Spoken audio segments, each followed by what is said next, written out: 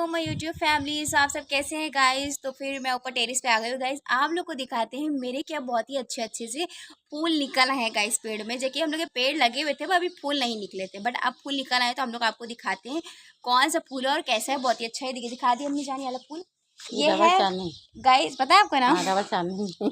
हाँ, गाइस तो ये फूल है डबल चांदनी, जो कि अम्मा बता रही हो, और ये हमें इसका देखिए। नाम नहीं पता था तो अम्मा ने बताया है। हाँ, और गाइस सही बताएगा अम्मा ने कहा। सही सही आप बताया। लोग गाइस पूरा दिखा दे पेड़ अच्छे से, हाँ, दिखा दिया पेड़ फ्लावर अच्छे पास से। से दिखा दिए। सब दिखा हाँ तो दिया। गाइस आप लोग बताइए कि अम्मा ने डबल चांदनी को बताया, सही बताया पेड़। और एक ये पेड़ है, दिखा दी पास से बिल्कुल जूम करके, ये देखिए।